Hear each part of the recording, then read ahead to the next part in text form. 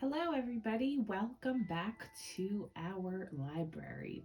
Today, we are going to go through this beautiful edition of Harry Potter and the Prisoner of Azkaban, published by Bloomsbury and illustrated by Jim Kay. Here you can see this vibrant bluish teal color with the slipcase. The Patronus on it is Harry Potter's stag, which really alludes to the magic of the book.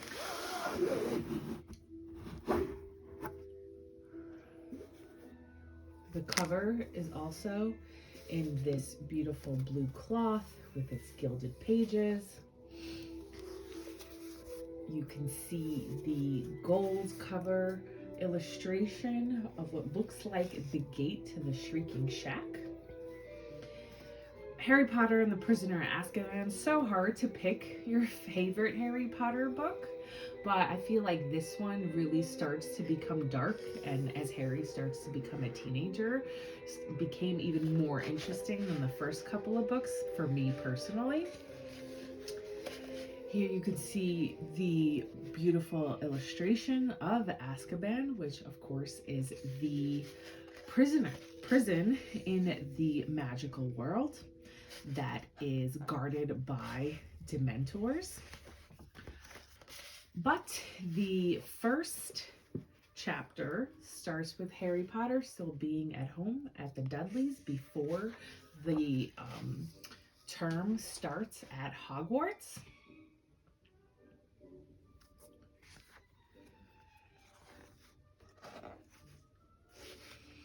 Here you can see the Weasley family is in the newspaper. They took a trip to Egypt to visit Charlie, the oldest Weasley brother.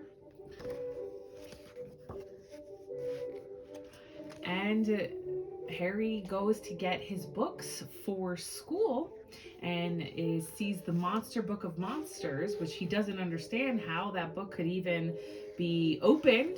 But later we found out that Hagrid is the new teacher, and he has assigned that book to everybody because we all know that Hagrid loves dangerous creatures no matter how much damage they can inflict. The books really starts off with Harry Potter losing his temper when Vernon's sister comes into town and starts spewing hatred about Harry's parents, which of course she's a muggle and doesn't know that they're wizards.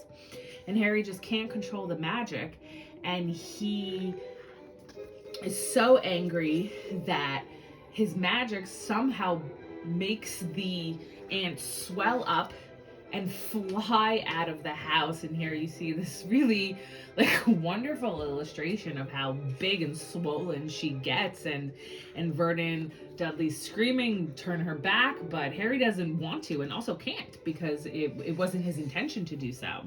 So he runs away from the Dursleys and he puts his wand out into the street just thinking that he sees something there, but the night bus comes to get him, and the night bus is for the stranded wizards and witches out there.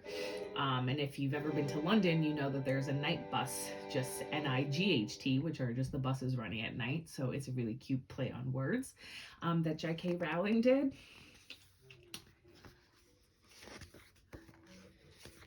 And Harry's really worried that he's going to be expelled from Hogwarts for using magic outside of Hogwarts. But he gets to the Leaky Cauldron in Diagon Alley, and he's greeted by the minister there, who's just really happy to see Harry alive. Harry doesn't understand it. He doesn't understand why he's not in trouble, but he accepts it. And he goes into Diagon Alley. He's happy to be in the magical world again. And the Weasleys meet him there before term starts, and they all go to the Hogwarts Express together to board the train. We move on to the train ride to Hogwarts, where here you have Crookshanks, who's Hermione's cat, as well as Scabbers, who is Ron's rat and has been in the family for a very long time. And while the students are all on the train, they see this figure come into the cabin. And Harry doesn't know what it is, but all of a sudden he feels very faint and he hears somebody screaming, and he actually passes out. Luckily, one of the characters that's introduced then is Professor Lupin. And Professor Lupin gives him some chocolate to make him feel better. And Harry goes, did anybody else pass out? Did anybody else hear them scream? Ron and Hermione don't know what he's talking about, but they said, they felt so cold inside. And later it's explained that the creatures that were going through the train were Dementors. They are the creatures that guard Azkaban. They feed on happy thoughts. They make you feel no hope. And they can't see, but they're able to really suck out the life and the soul of a person, which is what the Dementor's kiss is. But Harry, they get to Hogwarts to start the term, and this is where we are introduced to Professor Trelawney, who is teaching about divination, so seeing into the future. And throughout the whole entire book, she'll be predicting Harry's death. Which of course isn't funny, but at the same time it is, because we know that Harry has a knack for getting into trouble, and of course Voldemort is consistently after him. And here we also see a hippogriff, which is the first lesson that Hagrid teaches about magical creatures.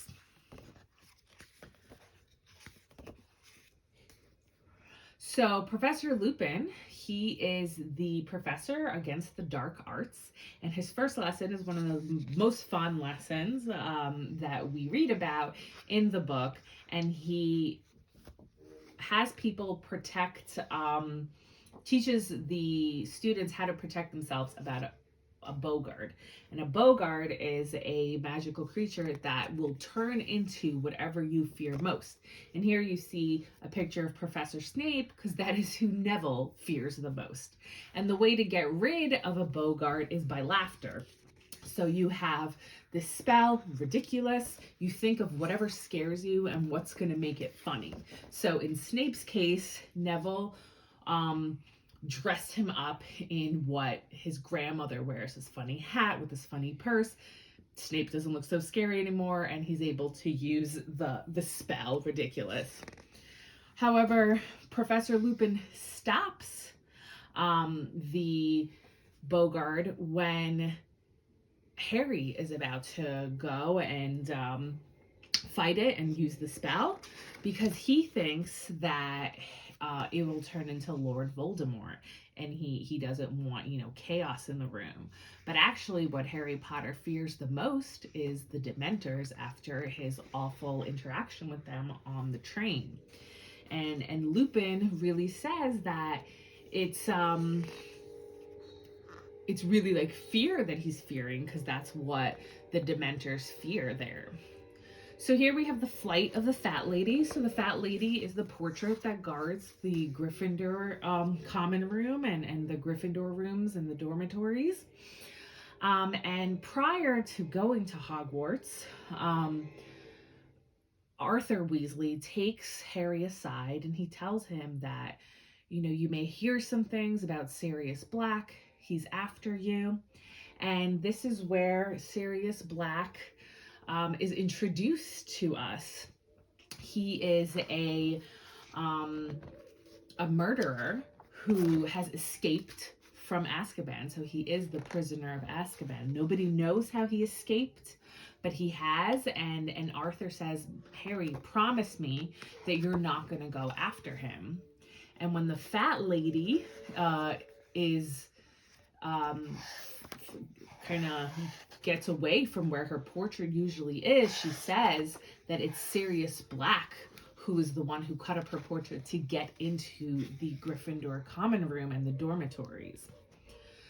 So this is all very strange. Harry doesn't understand what is going on, why he would go after the after Sirius Black, why Sirius Black is after him, but the whole all of Hogwarts is on super high alert. Dementors are guarding the palace because they're scared that Sirius Black will come back, if not for Harry, for somebody else. Here you see the werewolf, Severus Snape. He substitutes for Professor Lupin, and he assigns to the students work on reading up on werewolves, and we'll find out why later. And this is the first time that Harry and Hermione and Ron are able to leave Hogwarts and go into Hogsmeade, which is the magical village next to Hogwarts. But Harry can't go because he doesn't have a parent or guardian to sign his permission slip to go. Luckily, he runs into Fred and George, who give him the Marauders map, which is a map that shows all the secret passages to outside to get outside Hogwarts. But not only that, it'll also show where all the professors and everyone in the castle is at that moment in time. So, taking his invisibility cloak, Harry goes to Hogsmeade, and Invisible is able to, be with Hermione and Ron. But at the time he's there, he sneaks in and he hears a conversation that Sirius Black is after Harry Potter, and he finally understands why. Sirius Black is Harry Potter's godfather. He was a friend, a very close friend of his parents, and he betrayed them to Voldemort. And he killed another one of their friends, and he's the reason why Harry's an orphan and why his parents were killed by Voldemort. And they think that Sirius escaped Azkaban to finish the job.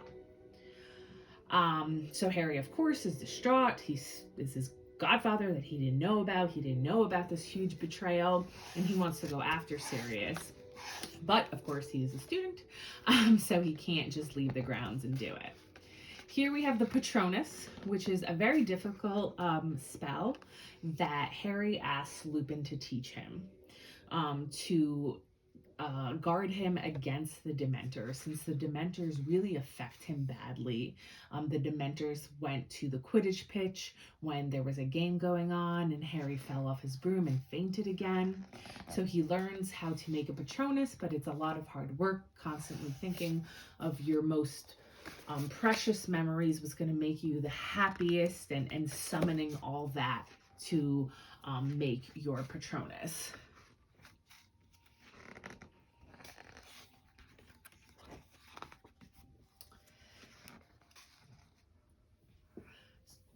So, moving on.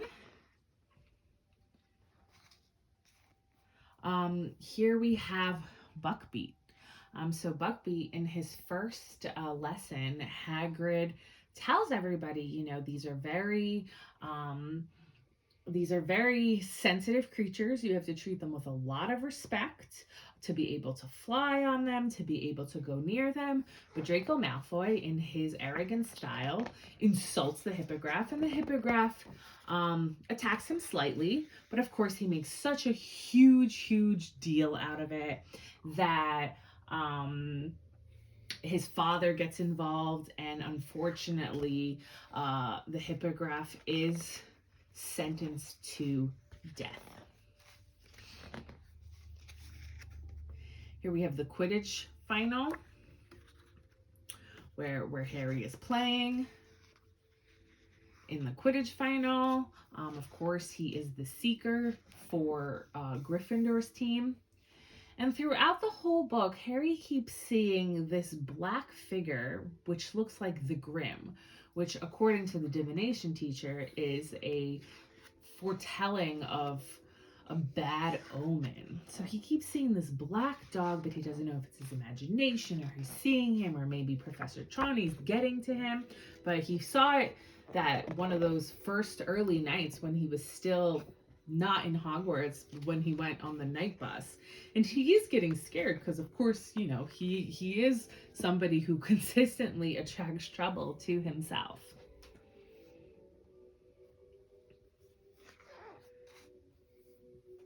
So here you have Professor Trelawney, who one time when Harry is trying to leave her classroom and it's really just the two of them, she seems to have a very vivid and real vision saying that master and servant are going to be reunited once more.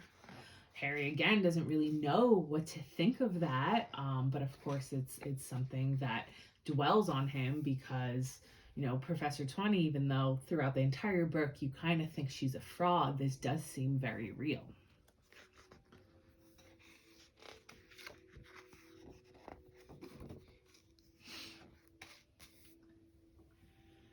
So here is where all really the action starts, and it starts to culminate where Scabbers, Ron's rat, seems to run away from him, and he runs into this tunnel which goes to the Shrieking Shack. Now the Shrieking Shack is known to be the most haunted place around Hogwarts, and when he gets to the Ron runs after the rat, and Hermione and Harry run after him. This is to get through the Whomping Willow into the Shrieking Shack. Ron says it's a trap, don't go, and they see Sirius Black there, all gangly from being in Azkaban for so long, and he looks like completely murderous, like he wants to kill someone, and Harry thinks he wants to kill him, but of course Harry himself is so angry because this is the best friend, his godfather, who betrayed his parents to Voldemort.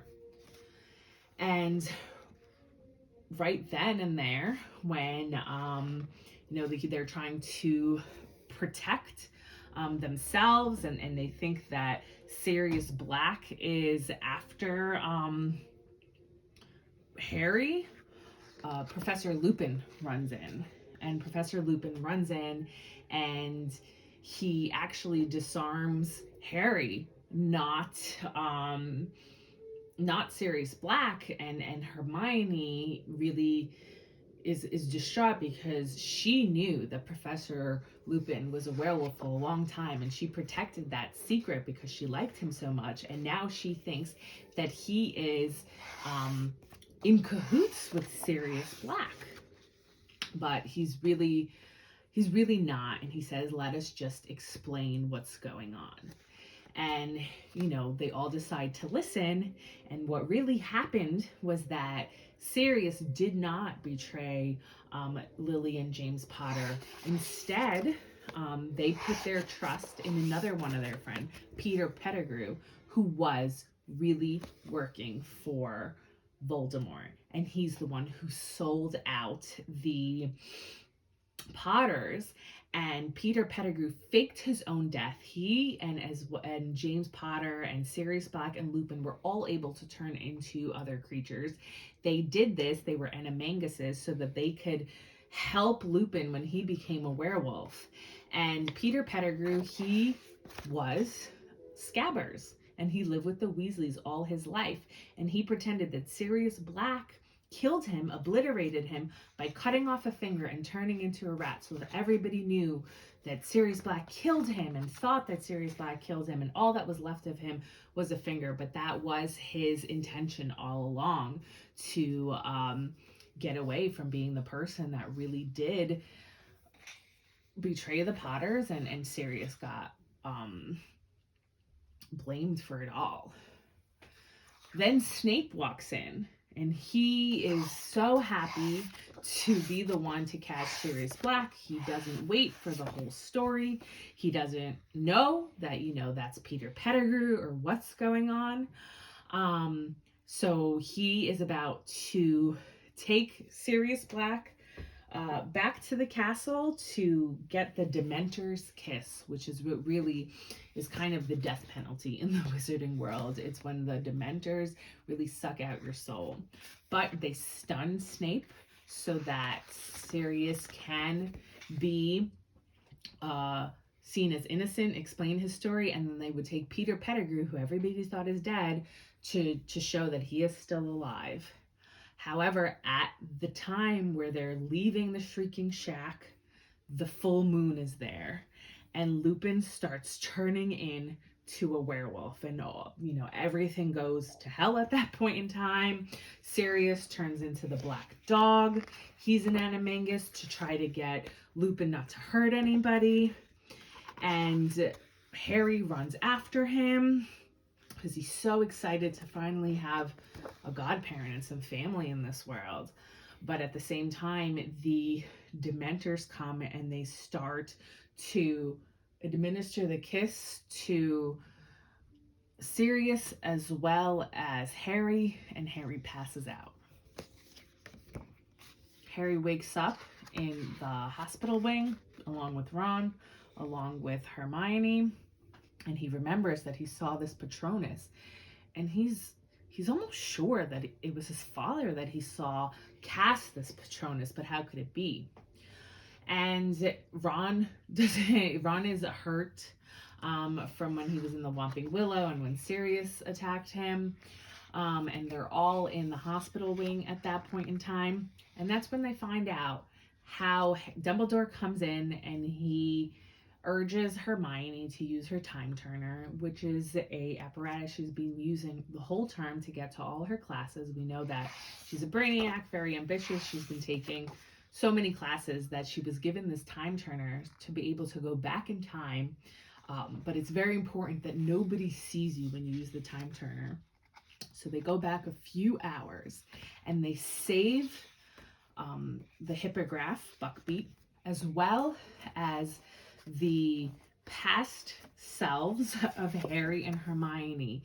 They see everything that was going to happen, but they can't go and they can't have, it's not like they could just come up to their past selves and say, this is what's going to happen, because you could really lose your mind there. So they're able to save Sirius, and it's Harry who casts that Patronus. They save Sirius from getting the Dementor's kiss. Unfortunately, he's not able to clear his name because Peter Pettigrew gets away. So he isn't able to clear his name, and people still thinks he's this murderer. But Harry knows the truth and actually has somebody to write to. And they're able to save 2 lives. They're able to save Sirius' lives as well as Buckbeak's lives. And Peter Pettigrew gets away, and he'll show up in the next books. But here we have a very interesting, wonderful story of fear, Dementors, finding family, and really where I feel like the Harry Potter series takes this serious turn, and Harry Potter is becoming this teenager, and there's so much like scary imagery here as you see the anatomy of a werewolf. I think they did a great job with the movie as well, really taking into all that suspense that you feel throughout the book about the Dementors and Sirius Black and what's really going on and why is Harry seeing the Grim.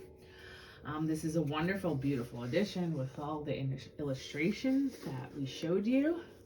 We're hoping to collect more of the series in these editions and keep going with the Harry Potter series. Thank you so much for joining us, and we hope to see you soon.